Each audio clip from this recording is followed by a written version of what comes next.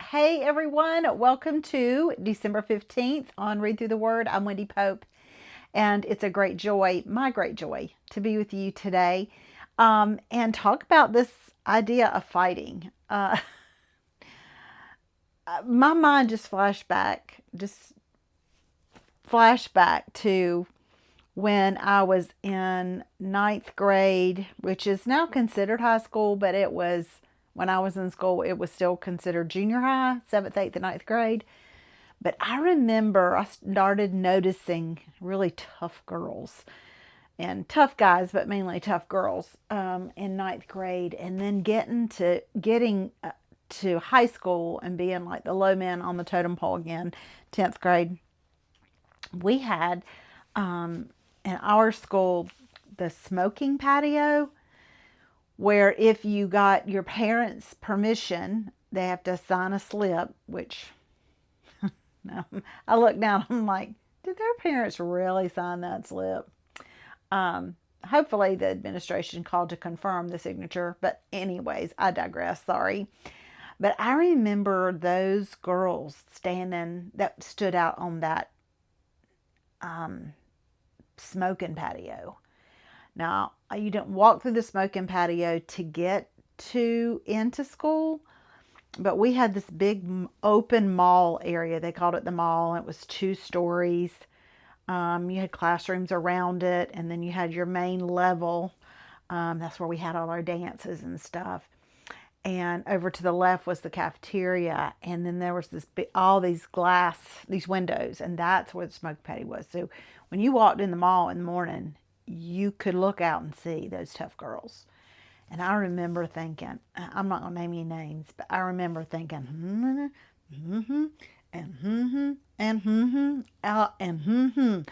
I'm staying away from them.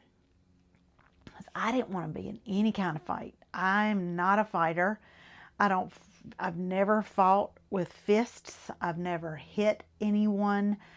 I don't fight with words. I'm not a word fighter. You can ask my husband. I've just not ever been one. Now I will go to the mat for someone in defense of someone. So in that sense, maybe I am a fighter, but I'm just not that girl.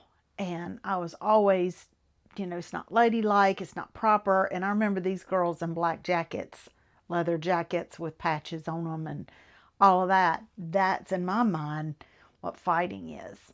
And maybe you grew up the same way.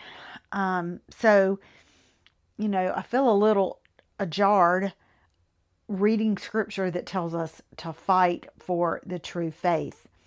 So I feel like it's a good idea. It is a good idea to unpack what that looks like for us today. I put an article here that I found really helpful from Christianity Today, I believe. No, Christianity.com. So I encourage you to take a look at that and dive deep into that article for a greater understanding. And then I also included this great John Gill quote. He's a theologian, about a good fight. There is a such thing as a good fight. And notice that Paul is telling Timothy the good fight. So there is a good cause to fight for. And he's basically instructing Timothy, who had been put down because he was young and he was less experienced and all manner of reasons. And people were giving him a hard time and, do you follow the law? The whole idea of still following the law and the gift of grace and the law and all that. So there's just a lot of things going on. And Paul is trying to help Timothy rise above that and say, okay, your battle's really not with them. It's somewhere else. And don't get caught up in the affairs and tangled up in the affairs of this world. Because the thing is, salvation is free. We did not have to fight for salvation. The battle was won for our souls and for our salvation, for us to have the privilege to accept the gift of salvation on the cross. We didn't have to fight for it. However, we have to fight our way to heaven. We don't have to fight for heaven, but we have to fight our way to heaven. Hear the difference? Because we have accepted the free gift of salvation, there is going to be a fight all the way to, quote unquote, the pearly gates. There is. And it is the good fight. And it's on our behalf to strengthen us.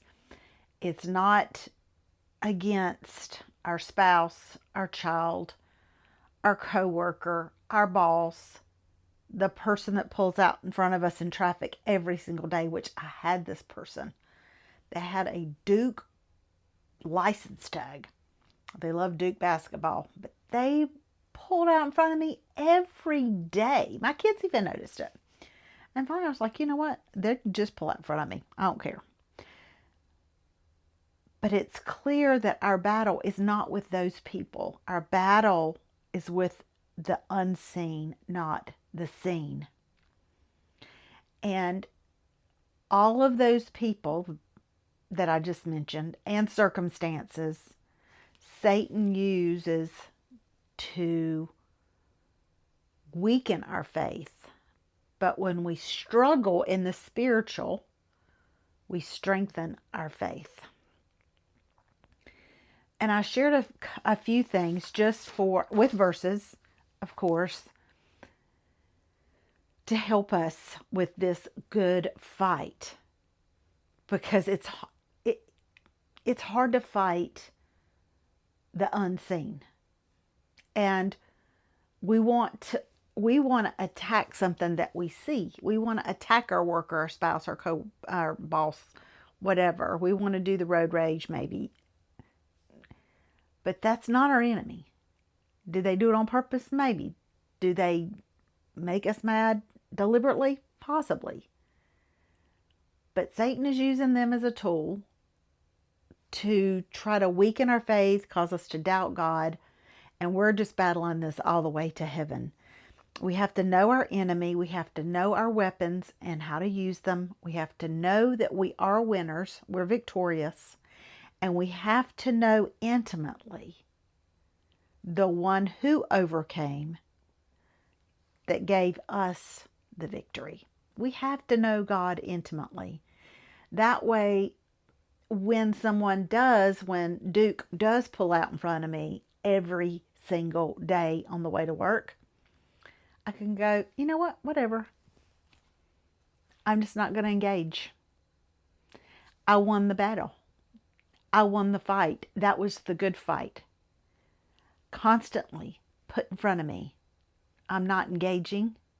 I'm walking away, or in my case, driving. But not only did I win the fight for myself, that it did not overtake me and ruin my day, but I demonstrated that to my children that were sitting in the back seat. So there's all factors, there's all reaches, I should say, tentacles to winning this fight and fighting right, the good fight, and making sure that we know who our enemy is and we are fighting with the right weapons, which is our sword and our helmet. And might I even say, I'm thinking the shoes of peace are also, or sandals of peace, God's peace, are also defensive.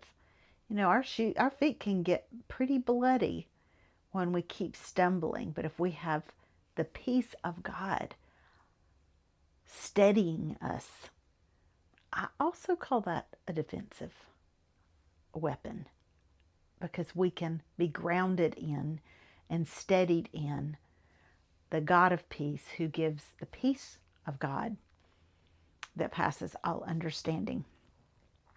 I'm not sure. I did an A to Z, a start to finish in this. I think this is kind of an open-ended lesson with some great practical points that we want to walk away with today, because we live in an ever-changing, it's minute by minute. You don't know what's going to pop up on your news feed to change the direction of our day. So we have to be engaged all the time, and we can get battle fatigued. We can be warlorn. So it's important to refresh ourselves and retreat in places where we feel we can be renewed. Some say the beach, some say the mountains, some can just get refreshed momentarily from a walk outside. Even if it's brisk and cool outside, being outside refreshes. Nature, a hike, going to the mountains and hiking, or just sitting outside and feeling the warmth of the sun are ways to refresh ourselves. Sitting and listening to worship music. The older I've gotten, the more I love instrumental. No words whatsoever. I like knowing words to songs and just in my own head singing them, sometimes singing them aloud, but that's another way to refresh ourselves from being warlorn and battle fatigued. So, yeah, fight the true fight. Make sure we know the true and good fight that we're fighting, because we are each day and with each battle inching and inching closer to our ultimate place of glory. Take care. We'll see you next time on Read Through the Word.